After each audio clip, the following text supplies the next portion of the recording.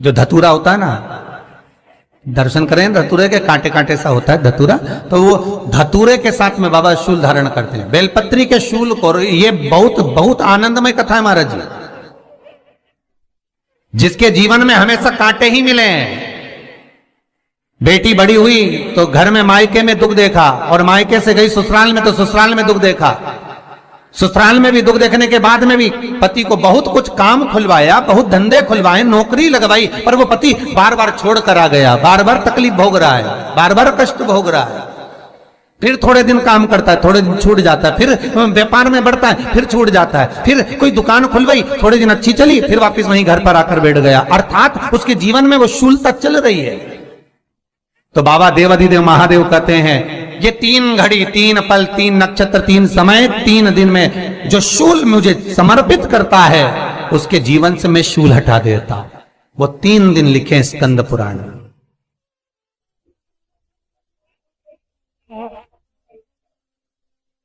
महाराज बैसाख महीने में जो प्रदोष आती है, बैसाख के महीने में बहुत ध्यान से सुनना भाई, जो अपनी जिंदगी से बहुत तंग आ गए हो, परेशान हो गए हो, कष्टमय जीवन जी रहे हो, बहुत दुखी हो गए हो, उनके लिए ये स्कंद पुराण का चरित्र फिर मिले ना मिले, आप प्रेम से सुन लो भाव से। पहला, बैसाख महीने की प्रदोष,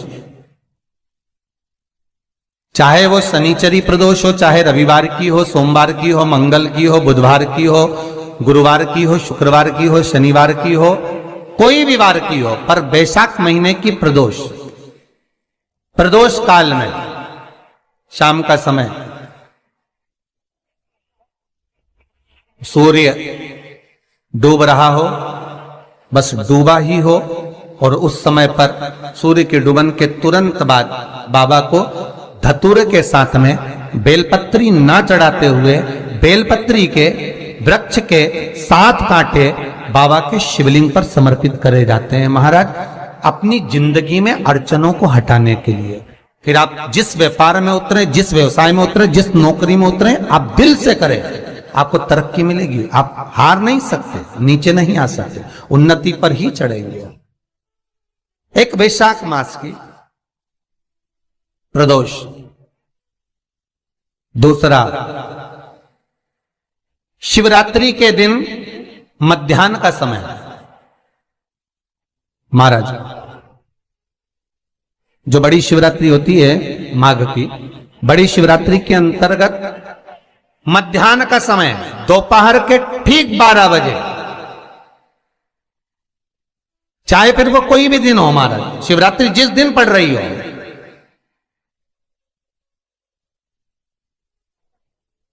उस दिन भी धतूरे के साथ बाबा को 7 कांटे बेलपत्री के वृक्ष के समर्पित होते हैं महाराज। इसमें आप ये वाले जो कांटे हैं, जो शिवरात्रि के दोपहर 12 बजे वाले हैं, अगर कोई मदिरा पीने वाला हो, व्यसन में डूबने वाला हो, कोई जुआ खेलने वाला हो, कोई गलत वैश्यावृत्ति करने वाला, या अपने मार्ग से विचलित कोई व्यक्ति है, उसके लिए भी ये कांटे बहुत काम आते हैं महाराज। दूसरा, पार्वती तेरे द्वारा तेरे नयन अश्रु से जो प्रगटा हुआ बेल का वृक्ष है, द्वितीय शूल मैं वहां धारण करता हूं, तृतीय शूल, तीसरा शूल जो वर्णन करा गया महाराज, भगवान श्रावण के महीने में जो भी दूसरा सोमवार पड़े, जो भी पड़े, श्रावण के महीने का जो दूसरा सोमवार होता है, उस दूसरे सोमवार में रात्रि के समय पर, अर्थात शास्त्र अब घड़ी और पल का स्मरण करेंगे तो रात्रि के बजेंगे 10 से 12 बजे मारे, 10 से 12 के बीच में धतूरे के साथ बाबा को शूल समर्पित होता है महाराज। ये भी हमारी बाधाओं को, हमारी तकलीफों को, व्यापार व्यवसाय के लिए, नौकरी सर्विस के लिए, बहुत सारे एग्जाम में आप बैठ लिए, गवर्नमेंट एग्जाम के लिए बैठ लिए, नहीं हो रहा, ये 3 बार मेरे शंकर को बेलपत्री के वृक्ष के शूल समर्पित होते हैं, उसका आनंद पाना और उससे अपने को सुख प्राप्त करना।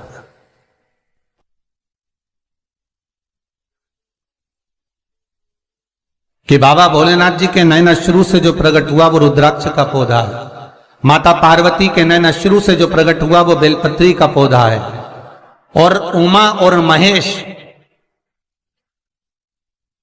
जिस महेश के वंशज हैं महेश्वरी,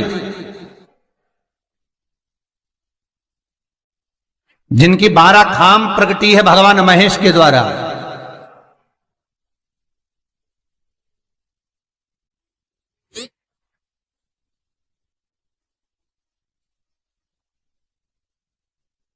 वो महेश और उमा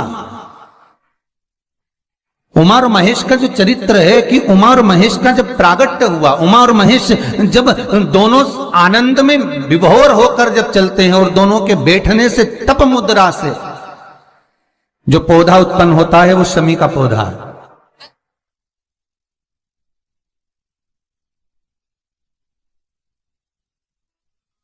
शमी का पौधा।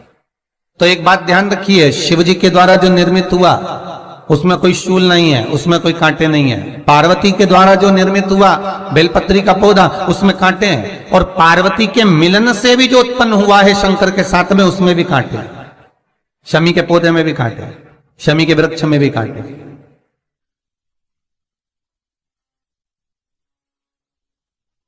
तो पार्वती जी स्कंद पुराण में एक प्रश्न कर रही हैं भोलेनाथ जी से कि प्रभु मुझे ये बताओ कि आपके द्वारा जो निर्मित हुआ उसमें शूलता नहीं है, पर मेरे द्वारा जो निर्मित हुआ उसमें शूल क्यों आया है, उसमें कांटा क्यों आया है? थोड़ा सा माताओं, मेरी जीजियों, आपको थोड़ा बुरा तो लगेगा इस प्रसंग को सुनकर, पर लग जाए, पर आज कथा निकली है तो सुन लो है कि शिवजी जिस रुद्राक्ष को उत्पन्न कर रहे हैं उसमें शूलता नहीं है, पर पार्वती जी जो संग में मिली हैं उसमें भी शूलता है, और पार्वती के द्वारा जो प्रकट हुआ बेलपत्र उसमें भी शूलता है। तो भगवान महादेव बोलते हैं पार्वती, मैं तुझे कुछ कहूं और कहने पर तुझे तेरे हृदय में कोई बात चुभे, शूल लगे तो मुझे ठीक नहीं लगेगा। नहीं नहीं नहीं, आप कहिए प्रभु, मैं सुनने के लिए तैयार हूं, आप तो बोलो कि कारण क्या है। भगवान कहते हैं पार्वती, बस अंतर इतना है, नारी का जो स्वभाव होता है, स्त्री का जो स्वभाव होता है, उसके हृदय में छोटी छोटी बात के शूल बहुत होते हैं।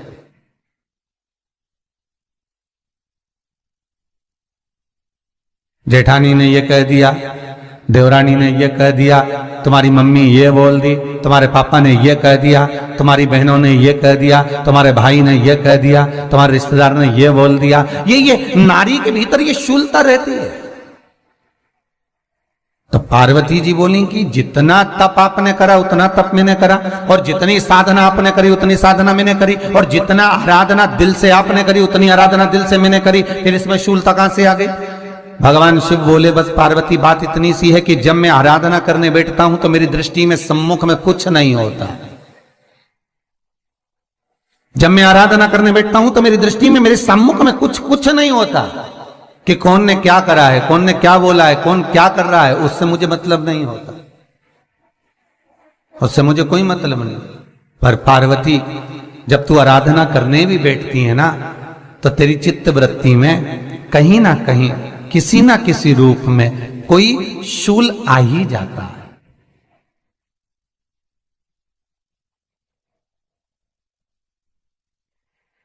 कई माताओं की आदत देखी साहब, भगवान की सेवा करने बैठी है तो भी भीतर थोड़ा सा शूलता भरी हुई है। महाराज बताओ, इतने सारे भगवान इकट्ठे कर लिए, मैंने बोला था बहू से कि वहां रख लेती है, बताओ इतने सारे यहां पर लाकर रख दिए हैं, अब इसकी सेवा करना पड़ रही है, अब ये करना पड़ रहा है। प्रसाद लेने के लिए रसोई घर में गई, भगवान का भोग लगाने के लिए, तो उसमें भी शूलता आ गई। इतने घंटों से मैं सामान ढूंढ रही, फ्रिज में मिल ही नहीं रहा, मैंने रख के गई थी, भगवान जाने कहां चले गए। भगवानों को वस्त्र पहना रही है तो शूलता है। अलमारी का ड्रॉज खोला, इसमें मैंने सामान रखा था, ना जाने भगवान का श्रृंगार कहां चले गया, कौन ने हाथ लगाया, फिर शूलता आ गई। भोजन करने बैठे तो शूलता है, कोई कार्य के लिए जा रहे हो तो शूलता है। अर्थात कहीं ना कहीं नारी के जीवन में शूलता बनी हुई है। और पार्वती, जब तुम भजन करो, तप करो, साधना करो, भक्ति करो, उसमें शूलता नहीं होना चाहिए।